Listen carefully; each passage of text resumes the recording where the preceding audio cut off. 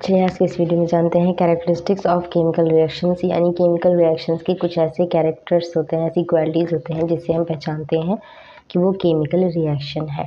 सबसे पहला evolution of a gas. Evolution of gas का मतलब है कि गैस जो होती है उस रिएक्शन में निकलती है।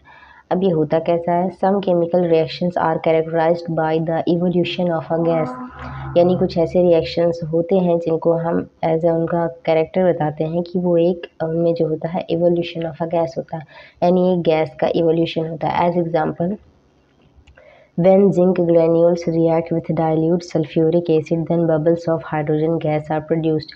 यहाँ जब जिंक रिएक्ट करता है डाइल्यूट सल्फ्यूरिक एसिड यानी H2SO4 के साथ, then bubbles of hydrogen gas are produced. Then hydrogen gas का इवोल्यूशन होता है। बबल्स ऑफ हाइड्रोजन यानी जो गैस हाइड्रोजन गैस होती है वो बबल के फॉर्म में प्रोड्यूस होती है। दैट मीन्स यहाँ पे हाइड्रोजन एक गैस है जिसका इवोल्यूशन हो रहा है।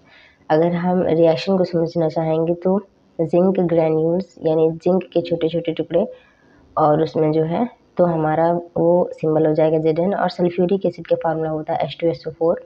ये दोनों जब रिएक्ट करते हैं तो हाइड्रोजन गैस के बबल्स निकलते हैं और जिंक सल्फेट बनेगा, क्योंकि H2 तो हमारा निकल गया, बचता क्या है? सल्फेट और जिंक। तो ये क्या बनता है? Zinc sulphate. इसी में नेक्स्ट रिएक्शन देख लेते हैं। नेक्स्ट रिएक्शन में देखिए, जब सोडियम कार्बोनेट को डाइल्यूट HCl के साथ यानी हाइड्रोक्लोरिक एसिड के साथ रिएक्ट करवाया जाता है तो सोडियम क्लोराइड बनता है और कार्बन डाइऑक्साइड गैस बनती है और H2O बनता है। यहाँ कार्बन डाइऑक्साइड गैस का इवोल्यूशन हो रहा है। तो Na2CO3 फार्मूला होता है सोडियम कार्बोनेट का और HCl हाइड्रोक्लोरिक एसिड का और NaCl सोडियम क्लोराइड का और कार्बन डाइऑक्साइड प्लस वाटर। अब दूसरा हमारा रिएक्शन जो कैरेक्टर है वो है फॉर्मेशन ऑफ अ प्रेसिपिटेट। अब प्रेसिपिटेट क्या होता है? देखिए, प्रेसिपिटेट जो होता है, आप ऐसे समझिए कि अगर हम किसी चीज़ को गर्म करते हैं और उस पर कोई इम्प्योरिटी होती है तो वो झाग के रूप में ऊपर आ जाती है। सेम ऐसा ही होता है, यहाँ इम्प्योरिटी की बात नहीं होगी। प्रेसिपिटेट के लिए कोई भी हो सकता है, कोई मेटल हो सकता है। जब उसका रिएक्शन होगा तो कुछ ऐसे मेटल्स होते हैं जो प्रेसिपिटेट के रूप में ऊपर आ जाते हैं, तो उसी को प्रेसिपिटेट यानी झाग के रूप में ऊपर आ जाते हैं और उसी झाग को ही प्रेसिपिटेट कहा जाता है, यानी फॉर्मेशन ऑफ प्रेसिपिटेट यानी प्रेसिपिटेट का बनना।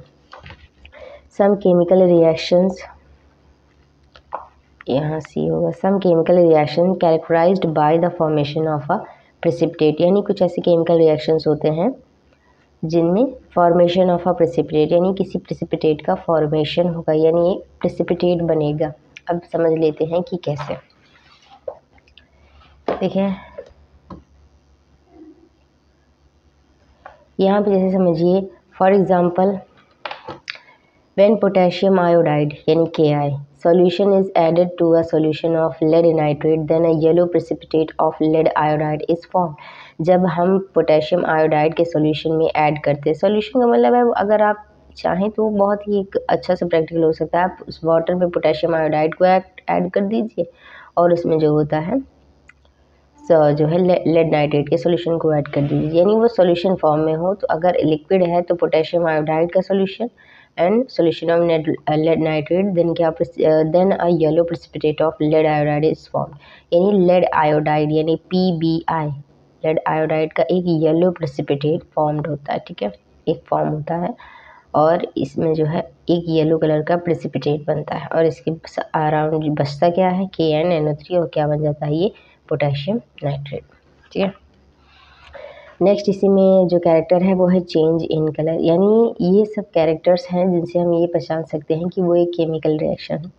तो जो हमारा थर्ड पॉइंट है वो है some reactions are characterized by the change in colour, यानी अगर किसी रिएक्शन में कंपाउंड के कलर में चेंज हो रहा है तो वो भी एक केमिकल रिएक्शन है। अब फॉर एग्जांपल समझ लेते हैं, the chemical reaction between SO2 sulphur dioxide gas and acidified potassium dichromate यानी K2Cr2O7। इसके सॉल्यूशन को जब ये सॉल्यूशन रिएक्ट करते हैं एक दूसरे के साथ, then the orange colour of K2Cr2O7 यानी वही potassium dichromate solution changes into green. यहाँ कोई डिफरेंट चेंज नहीं हो रहा, यानी कंपाउंड में कोई चेंज नहीं हो रहा, लेकिन हाँ K2Cr2O7 में जब सल्फर डाइऑक्साइड गैस को मिलाया जाता है तो ये दोनों एक दूसरे के साथ रिएक्ट करते हैं और ये क्या कर देता है, इसके जो सॉल्यूशन को वो ग्रीन कर देता है। ठीक है, अगर ये भी होता है तो ये केमिकल रिएक्शन का एग्जांपल है। नेक्स्ट देख लेते हैं चेंज इन टेम्परेचर। अब चेंज इन टेम्परेचर क्या होता है, देखिए some chemical reactions are characterized by a change in temperature, यानी अगर किसी रिएक्शन के टेम्परेचर में चेंज होता है तो वो भी एक केमिकल रिएक्शन होती है, यही केमिकल रिएक्शन का कैरेक्टर होता है। For example when quicklime reacts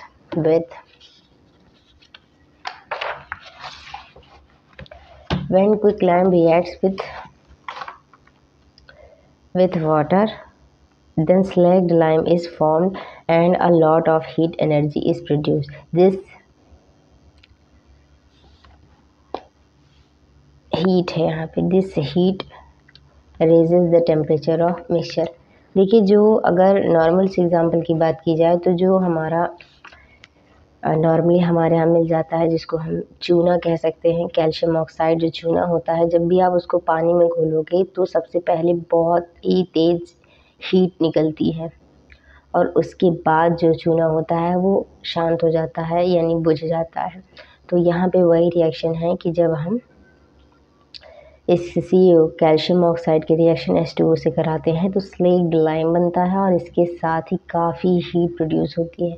ये भी एक एग्जांपल है केमिकल रिएक्शन का, यानी अगर फर्दर स्टेप में किसी रिएक्शन में हीट निकल रही है तो इसका मतलब वो एक केमिकल रिएक्शन है।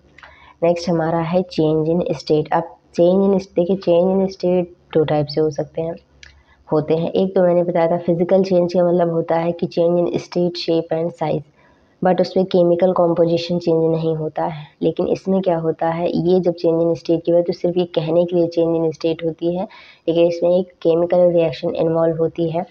देखिए some chemical reaction are characterized by a change in state, यानी एक ऐसा पॉइंट आ जाता है कि चेंज इन स्टेट यानी स्टेट में चेंज होता है। कुछ ऐसी केमिकल रिएक्शंस होती हैं जो चेंज इन स्टेट पर डिपेंड करती हैं।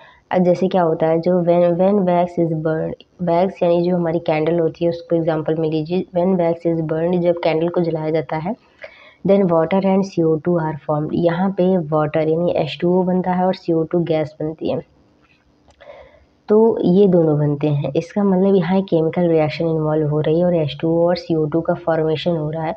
अब वैक्स क्योंकि हमारी सॉलिड होती है और वाटर एक लिक्विड है और CO2 एक गैस है, कहने का मतलब ये है कि यहाँ पे भले ही सॉलिड से लिक्विड एंड गैस में चेंज हो रहा है तो हमने डायरेक्टली लिख दिया कि चेंज इन स्टेट, बट आपको इस चीज़ को ध्यान रखना है कि यहाँ पे वाटर और CO2 का फॉर्मेशन हो रहा है, यानी नई चीज़ बन रही है। इसलिए जो ये रिएक्शन है ये केमिकल रिएक्शन होगी, ये केमिकल चेंज होगा, ना कि ये फिजिकल चेंज होगा।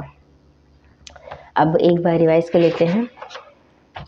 देखिए कैरेक्टरिस्टिक्स ऑफ केमिकल रिएक्शन का मतलब केमिकल रिएक्शन के कुछ कैरेक्टर्स होते हैं जिनसे हम ये पहचानते हैं कि रिएक्शन जो है वो एक केमिकल रिएक्शन है और जो चेंजेस हैं वो केमिकल चेंजेस हैं। तो सबसे हमारा पहला है evolution of a gas. Evolution of a gas का मतलब ऐसे रिएक्शन जिसमें किसी गैस का इवोल्यूशन हो रहा है वो एक केमिकल रिएक्शन होती है। अब अगर मान लीजिए ये स्टेप नहीं इन्वॉल्व हो रहा है तो हमारा सेकेंड स्टेप आ जाता है फॉर्मेशन ऑफ अ प्रेसिपिटेट। अब या तो मान लीजिए अब गैस नहीं बन रहा है तो हो सकता है चांसेस है कि एक प्रेसिपिटेट का फॉर्मेशन हो, और अगर प्रेसिपिटेट भी बन रहा है तो ये एक केमिकल रिएक्शन है। ठीक है, अब जैसे एग्जांपल में मैंने बताया था, जब आप पोटेशियम आयोडाइड का जो है रिएक्शन करवाओगे लेड नाइट्रेट से तब हमारा प्रेसिपिटेट येलो कलर का बनेगा। अगला है हमारा चेंज इन कलर, यानी कलर में चेंज हो जाए, कंपाउंड जो है वो कलर में चेंज हो जाए, तो ये भी एक केमिकल रिएक्शन का एग्जांपल है। नेक्स्ट है चेंज इन टेम्परेचर, यानी रिएक्शन के बाद हो सकता है कि हीट मिले या हीट की हमें नीड हो, तो ये भी एक एग्जांपल है कि ये एक केमिकल रिएक्शन है। एग्जांपल में मैंने बताया था कि जो हमारा कैल्शियम ऑक्साइड होता है, जब भी अगर आप इसको वाटर में डालोगे तो काफ़ी हीट प्रोड्यूस होती है। ठीक है, और हमारा लास्ट है चेंज इन स्टेट, और चेंज इन स्टेट के लिए इस पॉइंट को ध्यान रखिएगा कि अगर स्टेट में सिर्फ चेंज होता है बट कॉम्पोजिशन में नहीं, देन वो फिजिकल चेंज है। अगर स्टेट में चेंज हो रहा है लेकिन इसके साथ ही उसके जो है कॉम्पोजिशन में भी चेंज हो रहा है और नई चीज़ें बन रही है, तो वो एक केमिकल चेंज होता है, और जो रिएक्शन इन्वॉल्व होती है वो एक केमिकल रिएक्शन होती है। हमारा नेक्स्ट टॉपिक होगा केमिकल इक्वेशंस, कि केमिकल इक्वेशंस क्या होते हैं, और इसके बारे में जानने के लिए please like share and subscribe. हमारा नेक्स्ट वीडियो केमिकल इक्वेशंस के बारे में होगा। Thank you for watching.